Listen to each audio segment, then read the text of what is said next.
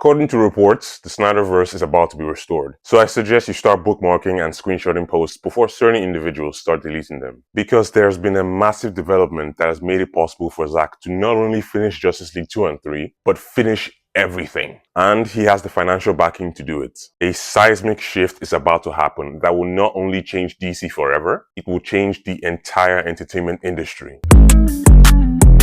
Let's start with the news that changes everything. Yesterday, reports emerged that Saudi Arabia's public investment fund has bid to purchase Warner Bros. Apparently, they are going to financially back Comcast Universal to purchase Warner Bros. Outright. The New York Post reported that Comcast CEO Brian Roberts went to Saudi at the end of last month to meet with them and discuss a joint bid for WB. Sources claim that the deal is close to being finalized. So the question is, why is this important for the Snyderverse? Well, just 2 days ago, Zack Snyder liked an Instagram post that said that the Saudis were close to a deal to buy WB. The link to that post is in the description. You can check it out yourself. But wait!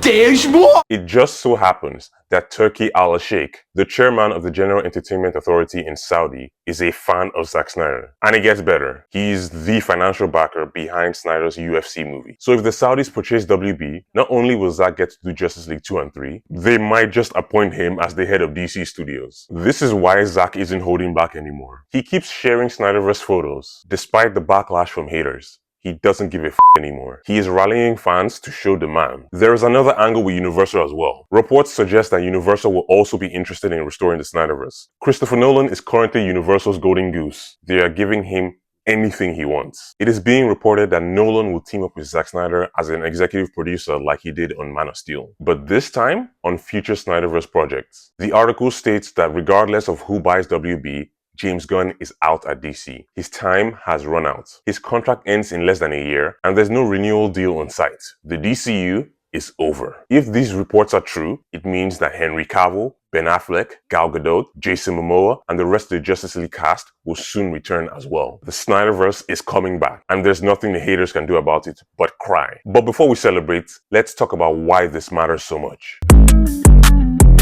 Let's start with the truth that often gets overlooked. Zack Snyder became the fall guy for decisions he never made. The Rush DCU was not his idea. Batman vs Superman happening so soon was not his vision. Zack wanted to do Man of Steel 2, a proper sequel focusing on Superman, but it would have had Batman showing up in a small supporting role at the end of the movie. But the studio had other plans. They saw Marvel's success and panicked. The moment Zack suggested that Batman could be in the Superman sequel, they forced a Batman vs Superman movie. This was in order to fast-track their universe and quickly introduce the Justice League. And when that film divided audiences, Zack took the blame. When the Justice League movie was a mess, Zack took the blame, even though he had already left the project due to a family tragedy. The theatrical cut was drastically reshot by Joss Whedon, yet Zack was blamed. Zack has consistently been blamed for everything wrong with DC. But the irony is that the execs at DC have been making horrible decisions since he left. They split Black Adam and Shazam into separate films. They made The Flash a multiverse movie with no build-up. Under new leadership, they soft rebooted the universe while keeping some of the old DCEU actors, creating confusion. These weren't Snyder's decisions. They were the studio's decisions. Yet, he remains the scapegoat. More importantly, this isn't just about Zack Snyder. It's about the fans who got invested in this universe early on. We were promised an epic, interconnected DC universe. Many of us showed up opening night for Man of Steel, for Batman vs Superman, for Wonder Woman. We defended these movies. But what did we get for that? You get nothing!